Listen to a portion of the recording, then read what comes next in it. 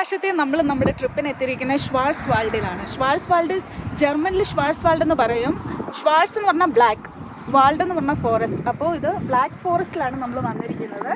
Actually black ഫോറസ്റ്റിന് ഒരുപാട് പ്രത്യേകതകളുണ്ട്. നമ്മൾ മലയാളീസിന് ബ്ലാക്ക് ഫോറസ്റ്റ് എന്ന് പറഞ്ഞാൽ പെട്ടെന്ന് മനസ്സിലേക്ക് ഓടി വരുന്ന ബ്ലാക്ക് ഫോറസ്റ്റ് കേക്ക് ആണല്ലേ. അപ്പോൾ അവിടുന്ന് തന്നെ തുടങ്ങാം. ആക്ച്വലി ഈ ബ്ലാക്ക് ഫോറസ്റ്റ് കേക്ക് ഒറിജിനേറ്റ് ചെയ്തത് ഈ ബ്ലാക്ക് ഫോറസ്റ്റിൽ നിന്നാണ്. ഇവിടെ ട്രൈ ചെയ്തില്ല, പക്ഷേ നമ്മൾ ഇനിയും വരുന്ന ദിവസങ്ങളിൽ ബ്ലാക്ക് ഫോറസ്റ്റ് കേക്ക് ഇവിടുത്തെ ട്രൈ ചെയ്യും. ബ്ലാക്ക് ഫോറസ്റ്റ് കേക്ക് കൂടാതെ ഈ കുക്കു ക്ലോക്സ്, അത് നമുക്കറിയാമായിരിക്കുമല്ലോ, നമ്മുടെ നാട്ടിലും ഉണ്ട്. ആ കുക്കു ക്ലോക്സിനും ഫേമസ് ആയിട്ടുള്ള ഒരു ഇടമാണ് ഇവിടെ. ഒരുപാട് ഇവിടെ കുക്കു ക്ലോക്ക് ഷോപ്സ് ഉണ്ട്.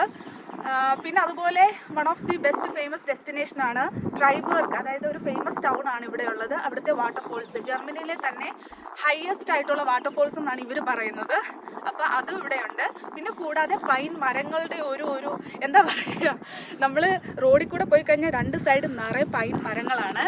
അപ്പോൾ അതൊക്കെയെന്ന് പറഞ്ഞാൽ ഈ ബ്ലാക്ക് ഫോറസ്റ്റിൻ്റെ ഒരു പ്രത്യേകതയാണ്. അപ്പോൾ നമ്മുടെ ഈ വ്ളോഗ്സിലൊക്കെ നമുക്ക് മാക്സിമം ഈ ബ്ലാക്ക് ഫോറസ്റ്റിനെ എക്സ്പ്ലോർ ചെയ്യാനും ഇവിടുത്തെ വിശേഷങ്ങളൊക്കെ നിങ്ങളിലേക്ക് എത്തിക്കാനും ഞാൻ ശ്രമിക്കുക.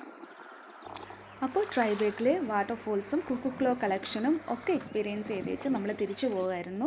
അപ്പോൾ ആ സമയത്താണ് ഈ സ്ഥലം നമ്മുടെ കണ്ണിൽപ്പെട്ടത്. ഇവിടെ അടുത്ത് തന്നെ വണ്ടി പാർക്ക് ചെയ്യാനുള്ള ഫെസിലിറ്റീസ് ഉണ്ടായിരുന്നു. അപ്പോൾ നമ്മൾ വണ്ടി പാർക്ക് ചെയ്തു. എന്നിട്ട് നമ്മൾ ആ കാണുന്ന പൈൻ ട്രീസ് കണ്ടില്ലേ, അവിടേക്കാണ് നമ്മൾ പോകുന്നത്. ഇതുവരെ നമ്മൾ വണ്ടിയിലിരുന്നിട്ടാണ് ഈ പൈൻ ട്രീസ് ഒക്കെ കണ്ടത്. ഇപ്പോൾ നമ്മൾ നേരിട്ട് എക്സ്പീരിയൻസ് ചെയ്യാൻ പോവുകയാണ്. അപ്പോൾ നമുക്ക് പോയി നോക്കാം.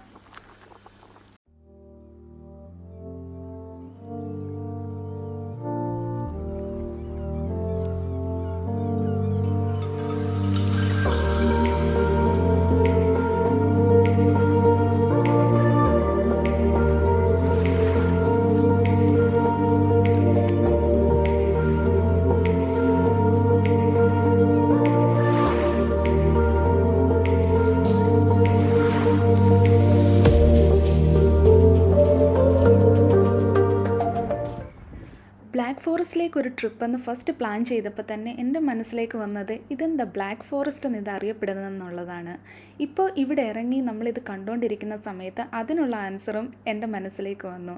നമ്മളിവിടുന്ന് കണ്ടില്ലേ, ദൂരേക്ക് നോക്കുമ്പോഴത്തേനും ഒരു ഡാർക്ക്നെസ്സാണ് നമുക്ക് കാണാൻ പറ്റണത് അല്ലേ. ഇതിനെപ്പറ്റി കൂടുതൽ മനസ്സിലാക്കാൻ ശ്രമിച്ചപ്പോൾ ഞാൻ മനസ്സിലാക്കിയത് ഇവിടെ ഈ ബ്ലാക്ക് ഫോറസ്റ്റിൽ ഡെൻസായിട്ട് നിൽക്കുന്ന ട്രീസ്, അതായത് നമ്മളിപ്പം ഏതാണ്ട് ഒരുപാട് ഉള്ളിലോട്ടൊന്നും പോയിട്ടില്ല, പക്ഷേ നമ്മൾ ഉള്ളിലോട്ട് പോകുന്ന സമയത്ത് ഡെൻസായിട്ട് നിൽക്കുന്ന ട്രീസ് ഉള്ള ഏരിയയിലേക്ക് പോകുമ്പോഴത്തേന് അത് സൺലൈറ്റിനെ ബ്ലോക്ക് ചെയ്യുന്നു. അപ്പോൾ സ്വാഭാവികമായിട്ടും അവിടെ ഒരു ഡാർക്ക്നെസ് ആയിരിക്കും. അങ്ങനെയാണ് ഈ ഒരു ഫോറസ്റ്റിന് ബ്ലാക്ക് ഫോറസ്റ്റ് എന്നുള്ളൊരു പേര് വന്നത്. ഈ മരങ്ങളുടെ എല്ലാം താഴെ ഈ മരത്തിൽ നിന്ന് വീണിട്ടുള്ള പൈൻ കോൺസ് വീണ് കിടപ്പുണ്ടായിരുന്നു. അപ്പോൾ ആക്ച്വലി നമ്മൾ കണ്ടത് മെയിൽ പൈൻ കോൺസ് ആണ്. എന്തുകൊണ്ടാണെന്നറിയില്ല, ഒരു ഫീമെയിൽ പൈൻ കോൺസും ഇവിടെ കാണാനുണ്ടായിരുന്നില്ല. ഫീമെയിൽ പൈൻ കോൺസിലാണ് ഇതിൻ്റെ സീഡ്സ് ഒക്കെ ഉള്ളത്. ചിലപ്പോൾ മേ ബി ആരെങ്കിലും വന്ന് കളക്ട് ചെയ്തിട്ടുണ്ടാവാം. പക്ഷേ ഈ വീണ് കിടന്നതെല്ലാം എന്നല്ല, പക്ഷെ മോസ്റ്റ്ലി ഫംഗൽ ഇൻഫെക്റ്റഡ് ആയിരുന്നു. എന്നാലും നല്ലതും ഉണ്ടായിരുന്നു. പക്ഷേ ഈ മെയിൽ പൈൻ കോൺസിൻ്റെ ഒരു സിഗ്നിഫിക്കൻസ് എന്ന് പറഞ്ഞാൽ, നമ്മളിപ്പോൾ കുക്കു ക്ലോക്സിൽ നോക്കിക്കഴിഞ്ഞാൽ ഇത് പെൻഡുലത്തിൻ്റെ രണ്ട് സൈഡിലായിട്ടുള്ള വെയ്റ്റ്സ്, ഇപ്പോൾ ഹാങ് ചെയ്ത് നിൽക്കുന്ന വെയ്റ്റ്സ് നോക്കിയാൽ അത് ഇവർ ഈ ഒരു മെയിൽ പൈൻ കോൺസിൻ്റെ റെഫറൻസ് വെച്ചിട്ടാണ് ഉണ്ടാക്കിയിരിക്കുന്നത്.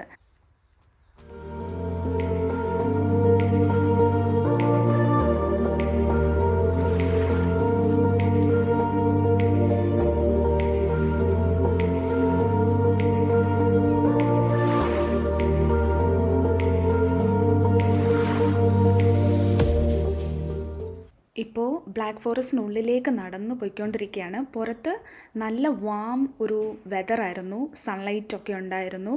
അവിടുന്ന് നേരെ ഈ ബ്ലാക്ക് ഫോറസ്റ്റിലേക്ക് കയറിയ സമയത്ത് എനിക്ക് ഫീൽ ചെയ്തതെന്ന് പറയുന്നത് അത്രയും സൂത്തിങ് ആയിട്ടുള്ള ഒരു ഫീലിങ്.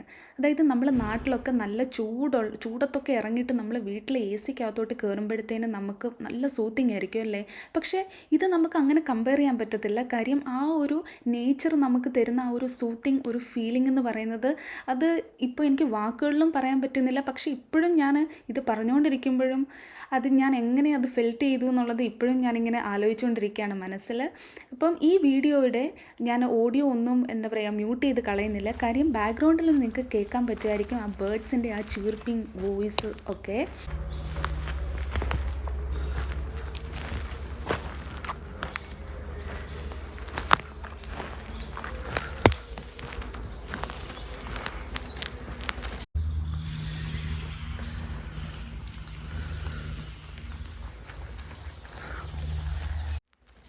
ഇതിപ്പോൾ നമ്മൾ ഒരുപാട് ഉള്ളിലോട്ടൊന്നും കയറിയില്ല കേട്ടോ.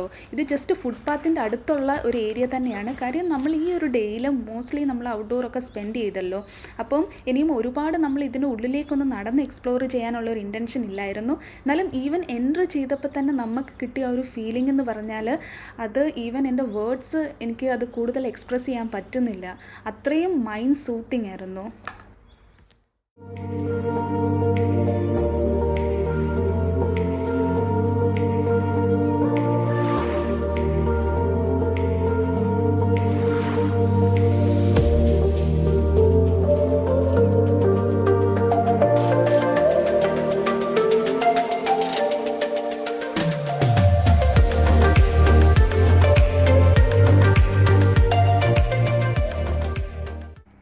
മരങ്ങൾക്കിടയിൽ നിന്നപ്പോഴാണ് എന്നിലെ ആ ഡാൻസുകാരി പുറത്തു വന്നത്. കയ്യിൽ സ്റ്റോക്ക് ഉണ്ടായിരുന്ന ഒരു 2-3 സ്റ്റെപ്പ് അങ്ങോട്ട് എടുത്തിട്ടു. സഞ്ജു അത് വീഡിയോ റെക്കോർഡും ചെയ്തു.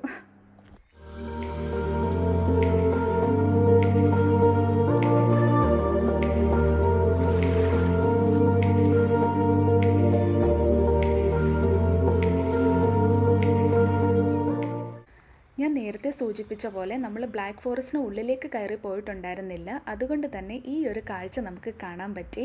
ഈ സൺലൈറ്റ് ഇരുണ്ട മരങ്ങൾക്കിടയിലേക്ക് വരുന്ന സമയത്ത് ഇത്ര മനോഹരമായിട്ടാണ് ആ ഒരു ദൃശ്യഭംഗി നമുക്ക് കാണാൻ പറ്റണത്.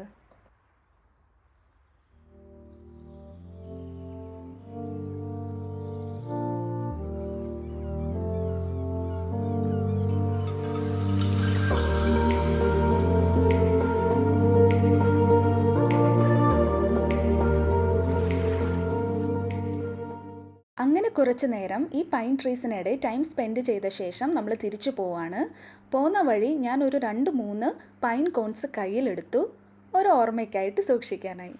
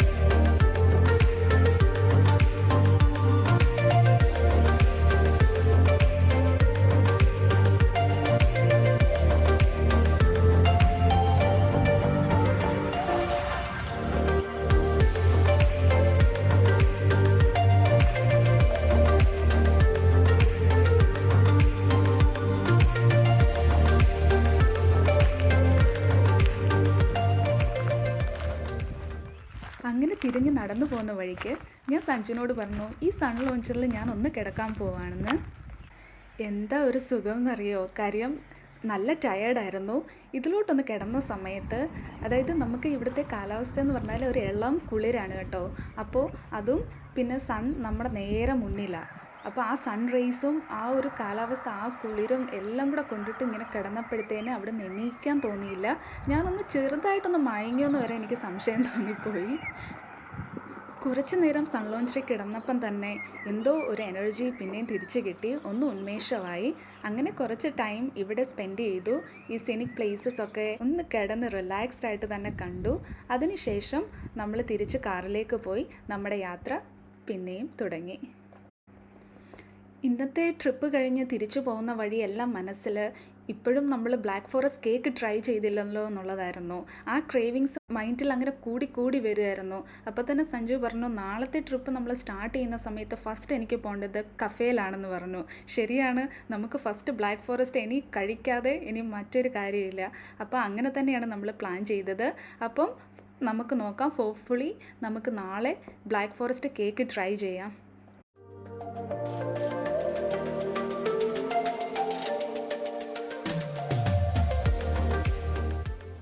ബ്ലാക്ക് ഫോറസ്റ്റിൽ സ്പെൻഡ് ചെയ്ത ഓരോ മിനിറ്റും, അതിപ്പോൾ ഈവൻ കാറിലായിക്കോട്ടെ, നമ്മൾ എൻജോയ് ചെയ്യുമായിരുന്നു. ഇവിടെ പല കാര്യങ്ങളും നമുക്കൊരു നൊസ്റ്റാൾജിയ ഉണ്ടാക്കിയിട്ടുണ്ട്. നമ്മുടെ നാട്ടിൻപുറത്തുള്ള പല കാര്യങ്ങളുമായിട്ട് നമുക്ക് അതുപോലെ ഇരിക്കുന്നല്ലോ, ഇതുപോലെ ഇരിക്കുന്നല്ലോ എന്നൊക്കെയുള്ള ഒരു ഫീലിങ്സ് നമ്മൾ ഉണ്ടാക്കിയിട്ടുണ്ട്. അതൊക്കെ തന്നെയാണ് ഈ യാത്രയിൽ നമുക്ക് ഏറെ ഇഷ്ടപ്പെട്ടതും. ലോകത്തെമ്പാടുമുള്ള പോലെ തന്നെ ഈ കാലാവസ്ഥാ വ്യതിയാനങ്ങൾ ബ്ലാക്ക് ഫോറസ്റ്റിനെ വല്ലാത്ത രീതിയിൽ അഫക്റ്റ് ചെയ്തിട്ടുണ്ട്. ഈവൻ നമ്മൾ ട്രാവൽ ചെയ്യുന്ന സമയത്താണെങ്കിലും ഇരുവശങ്ങളിലൊക്കെ ആയിട്ട് ഈ മരങ്ങൾ ഡ്രൈ ആയിട്ടൊക്കെ നിൽക്കുന്നത് നമ്മൾ ശ്രദ്ധയിൽപ്പെട്ടായിരുന്നു. ഇവിടുത്തെ ഗവൺമെൻറ്റിൻ്റെ ഏറ്റവും വലിയൊരു കൺസേൺ ആണ് ഇത്. ഇവർക്ക് വേണ്ട നടപടികളൊക്കെ ചെയ്തിട്ട് ഈ ബ്ലാക്ക് ഫോറസ്റ്റിനെയും ട്രീസിനെയും ഒക്കെ പ്രിസർവ് ചെയ്യാൻ കഴിയട്ടെ എന്ന് ആഗ്രഹിക്കുന്നു.